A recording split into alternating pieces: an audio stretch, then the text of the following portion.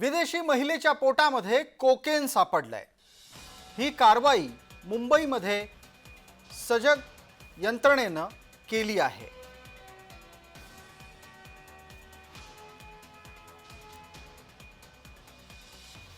विदेशी महिलेच्या पोटामध्ये कोकेनची 84 कॅप्सूल्स सापडली आहेत। मुंबई विमानतळावरील ही खळबळजनक घटना आहे। या महिलेला तपास यंत्रणांनी ताब्यात घेतलंय।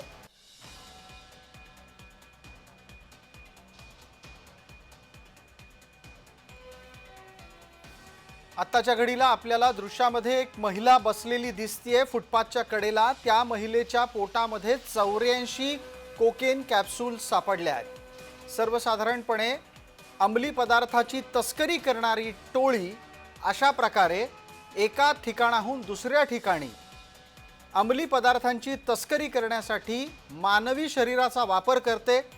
त्या मानवी शरीराचा वापर करण्याच्या पद्धतीला उघडकीस आणण्यास यंत्रणांना यश आलंय। अनिल सावरे आपल्या सोबत आहेत। अनिल सावरे, ही महिला कुठली आहे? ही महिला कुठून कुठे चालली होती आणि 84 कॅप्सूल मध्ये किती ग्रॅम कोकेन आहे?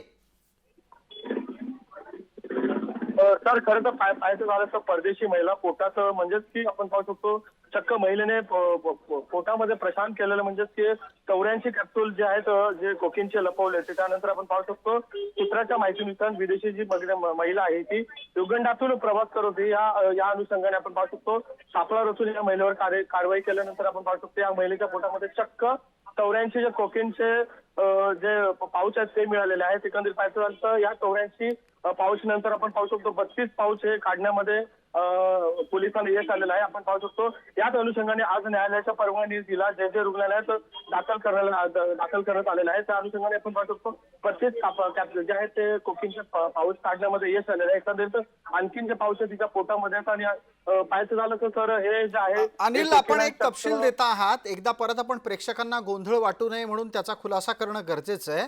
84 कॅप्सूल सापडल्यात आणि 32 कॅप्सूल काढल्या गेल्यात, बरोबर आहे? ओके